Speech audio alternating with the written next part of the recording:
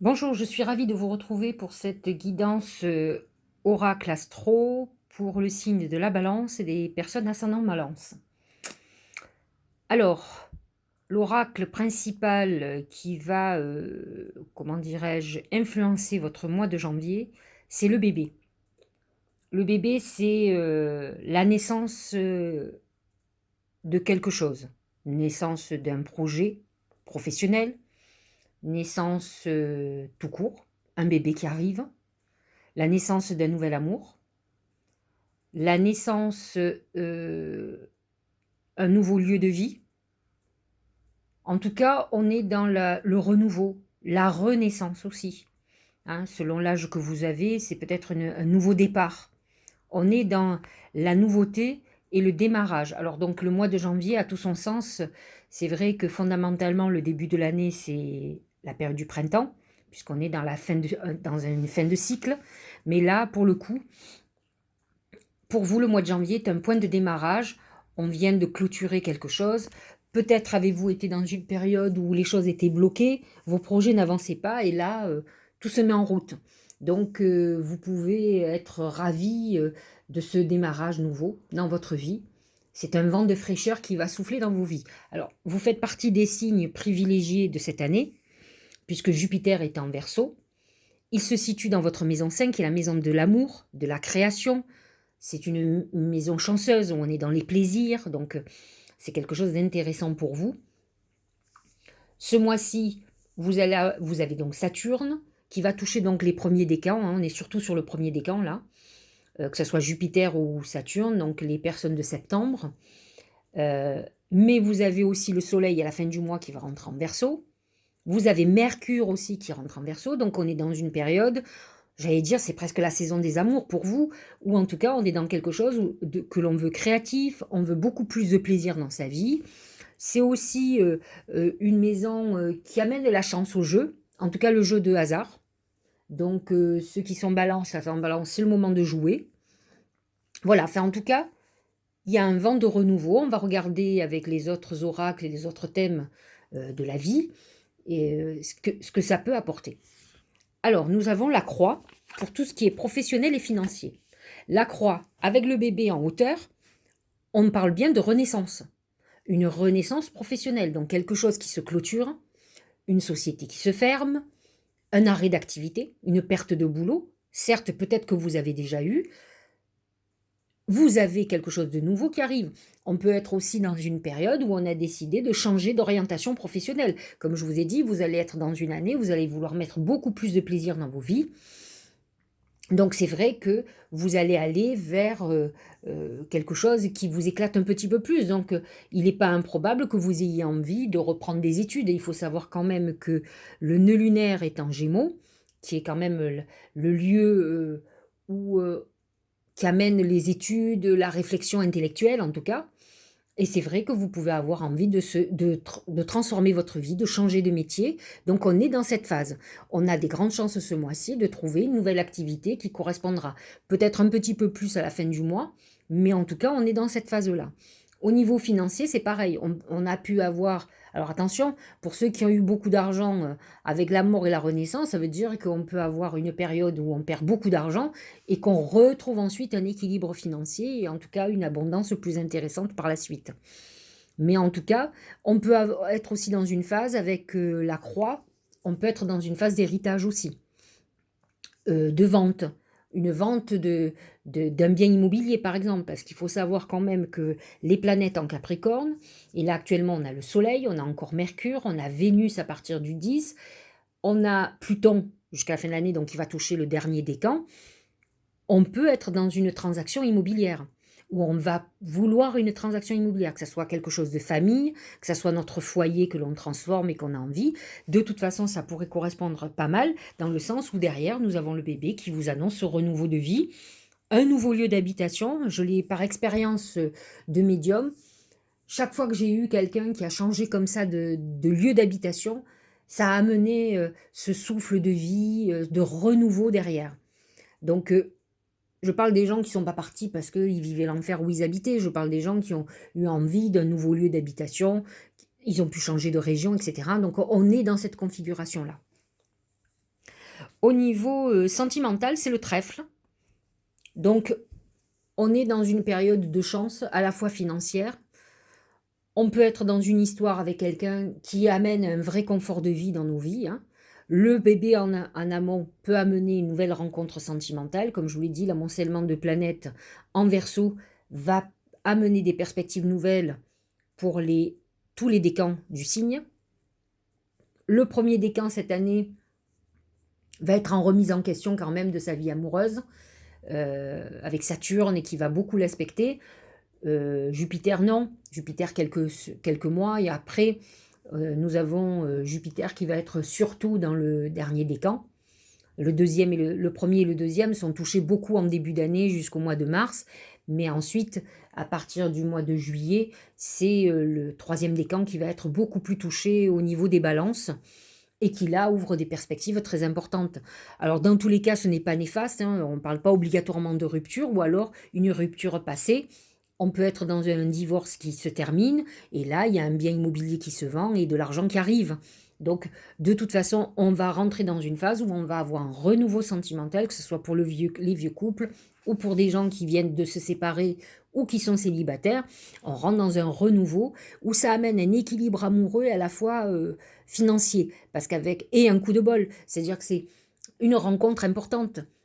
Une rencontre avec le trèfle à quatre feuilles vous amène à la fois un confort de vie, c'est l'amour qu'on espérait aussi, sans parler que d'argent, parce que bon, c'est vrai que les balances aiment le luxe, aiment les belles choses, donc alors elles sont pas toutes dans cette configuration, mais elles sont souvent avec des hommes qui leur amènent ce confort-là et cette vie luxueuse qu'elles aiment.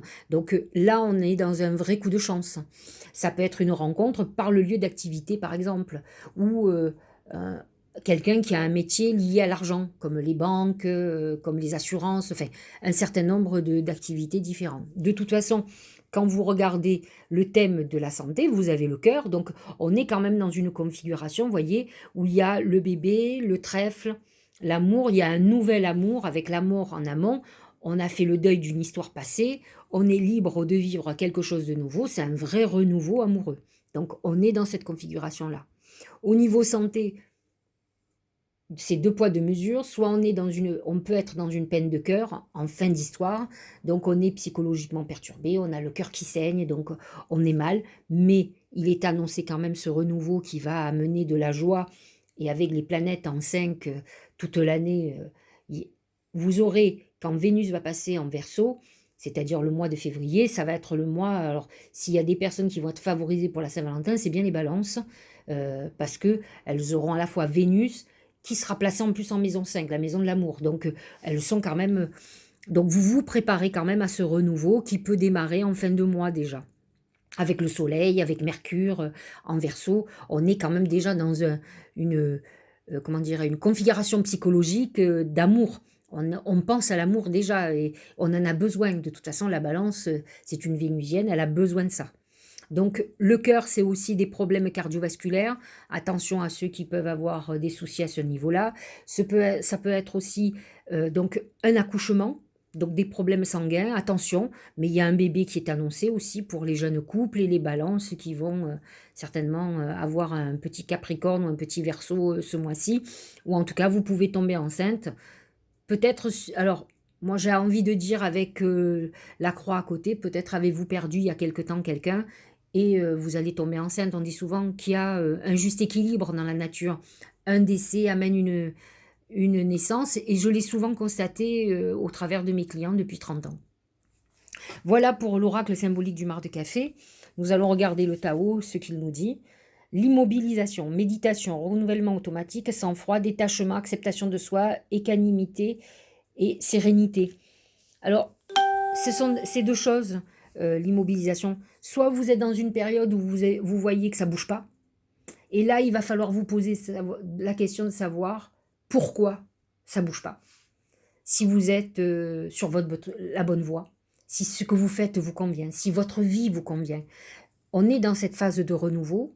Si vous n'êtes pas encore dans cette phase où on a fait le deuil, on a terminé quelque chose, il va falloir d'abord passer par la phase de lâcher prise et de remise en question. On est obligé de se questionner. Donc, normalement, cette année qui a été quand même marquée par les confinements, donc des enfermements par obligation, aurait dû vous pousser déjà à remettre en question votre vie. Donc, demandez-vous si ce que vous faites vous plaît, si vous avez du plaisir. Justement, je vous ai dit que cette année, c'est une année où vous aurez besoin d'avoir du plaisir dans le travail, dans votre vie. Voilà, on est dans cette rue-là où finalement des blocages peuvent être des signes que vous n'êtes pas sur la bonne voie ou que vous êtes arrivé au bout du bout. C'est-à-dire que voilà, vous n'êtes pas, vous persistez dans une voie et votre corps et votre vie vous montrent que vous n'y avez plus envie. Donc il va falloir, je ne dis pas d'arrêter de suite, mais en tout cas il va falloir commencer à anticiper. Il va falloir que vous soyez visionnaire, que vous regardiez en avenir ce que vous pouvez faire. On ne fait pas Alors, autant quand on a 18 ou 20 ans, qu'on finit les études, on prépare la vie, autant qu'on est dans la deuxième partie de vie, on ne peut pas faire les virages de la même manière. C'est-à-dire qu'on ne peut pas faire ça radicalement, il faut accepter. J'ai beaucoup de gens qui ont fait du radical, c'est-à-dire qu'ils ont arrêté ce qu'ils faisaient, qui leur amenait quand même de l'argent tous les mois, qui amenait un confort de vie, en se disant, je ne peux pas faire les deux. Et en fait, au bout de quelques temps qu'ils ont été en échec, ils ont été obligés de revenir, comme on dit, à leurs anciens amours, c'est-à-dire qu'ils sont obligés de réajuster, c'est-à-dire de reprendre une activité entre guillemets alimentaire et pouvoir démarrer progressivement l'activité de leur choix. C'est ça qu'il faut accepter. Il faut accepter ce virage, on n'a pas le même âge, on est indépendant, on ne vit pas chez nos parents. Retourner chez nos parents à 30, 40 ans ou 50 ans, c'est compliqué. On n'a pas la même vie, on n'a pas les mêmes envies que nos parents. Donc on a pris notre indépendance, donc pour ne pas arriver dans des situations extrêmes et douloureuses, hein, il vaut mieux faire des virages progressifs. Donc voilà pour l'immobilisation. Maintenant, si ce n'est pas le cas, si pour le moment rien n'est bloqué, peut-être qu'effectivement, il va falloir qu'à un moment donné, vous vous reposiez, vous arrêtiez, vous preniez du recul par rapport à votre vie pour voir où vous en êtes. On est parfois enfermé dans un processus de vie qui nous empêche de nous poser et réfléchir. Alors, j'ai envie de le dire et je le redis, nous avons quand même une année qui nous a prêté à ça, à nous reposer, à réfléchir sur notre vie. Beaucoup n'ont décidé de ne pas le faire. Ils ont préféré être déprimés du matin au soir en se disant on m'empêche de sortir, alors que dans leur vie normale, ils sortent 1 heure par jour, donc ça ne changeait rien à leur vie, mais au fond d'eux, c'est très psychologique, ils étaient enfermés. Au lieu de prendre ce temps pour dire voilà, je vais prendre du temps pour moi, je vais ralentir le rythme et je vais réfléchir à ma vie, est-ce que c'est la vie que j'ai envie d'avoir, etc., etc.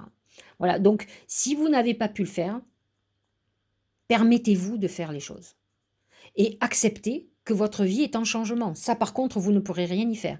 Avec le bébé en amont, on est obligé vous devez prendre conscience qu'il y a un virage qui est en train de s'amorcer. Alors autant suivre le courant.